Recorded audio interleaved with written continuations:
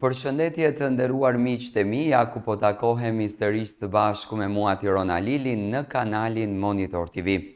Ju e dini që unë vdes për detaje, e dini që unë vdes të kap detajet dhe pikërisht kemi kapur ca detaje interesante në fotografit në vim. Ju e dini që Gjesti ka qenë pjesë e një koncerti shumë të bukur në Shtetet e Bashkuara të Amerikës. New Yorku u ngriti të ri në këmbë, shqiptarë nga gjithandej të cilët kishin shkuar për ta dëgjuar, për t'u argëtuar, për të shijuar momente fantastike në koncertin madhështor të Gjestit. Në këtë koncert merrte pjesë të Gjiko, Era Istrefi e shumë artistë të tjerë, por kryevepra e kësaj nate, ajo për të cilin të gjithë ishin të buar, ishte Gjesti. Gjesti ka patur një adrenalin, ka patur një pozitivitet shumë të madh. A ka ndryshuar Gjesti në natyrën e tij? Patjetër që ka ndryshuar, nuk është ai Gjesti që ne kemi njohur te topi, nuk është ai Gjesti që dukesh te fëmijëç, është një Gjest i cili ka një pamje artistike, ka një ngjitje në skenë artistike, po e shijon të gjithë momentin, po jeton të gjithë çastin, po befasohet në fakt nga dashuria e madhe që i falin publiku shqiptar dhe që po e duartrokasin ditë edhe natë, do me thënë që nuk lodhen së dashuruar i Gjestin dhe pikërisht nata e New Yorkut zbuloi dhe disa gjëra të tjera. Gjesti, po ta shikoni në detaje, ai gjithmonë ka treguar se vdes për rruzat, vdes për orën, vdes për byzilikët, vdes për vathët. Do me thënë ka një botë shumë interesante të artistit, një botë që çuditërisht nuk e gjen dot tek artistët e tjerë. Gjesti ka pas varur në qafë një unazë e cila rezulton që të jetë unaza e eglit. Këtë gjë nuk e kam hulumtuar vetëm unë, do me thënë nuk më ka rënë vetëm mua në sy, por u ka rënë të gjithëve, sepse ma ka nisë full njerëz fotografin që Tiron shikose e ka hedhur varsen qafë me gjithë unazën të eglit dhe ka shumë të theksuar. Për shembull, një detaj tjetër që ishte shumë i rëndësishëm gjatë kohës kur Gjesti po ikte për në Shtetet e Bashkuara të Amerikës,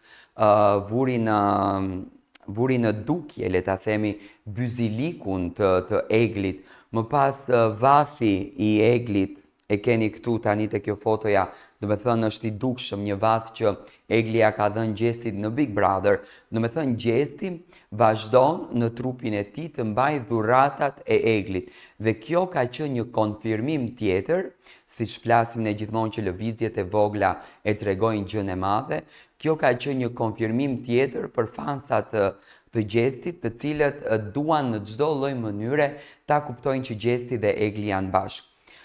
Kudo që shkon Gjesti, kjo është në fakt për të befasuar, gjithmonë me vete ka një dhuratë të eglit, apo ka një diçka të eglit. Dhe pikërisht, edhe pse kishte përzgjedhur që në Shtetet e Bashkuara të Amerikës të vishet pinkli, do me thënë xhinse pink,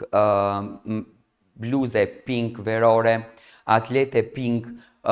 nuk i kishte lënë as pak anash edhe aksesorët dhe këto gjërat e vogla të dukshme. Për shembull, byziliku nuk e kishte në koncert me ngjyrë të gjelbërt, por byzilikun e kishte gjatë kohës kur udhtonte për në Shtetet e Bashkuara të Amerikës. Gjesti, siç duket me këto detaje, po na konfirmon çdo ditë që është në një marrëdhënie të shkëlqyeshme me eglin, dashuria e tyre është duke shkuar krejt okej, marrëdhënia është krejt në rregull dhe tashmë ndoshta së shpejti do të na e konfirmojnë me një fotografi apo atë projekti në fakt të shumë pritur që ne presim nga ana e Gjestit edhe nga ana e eglit.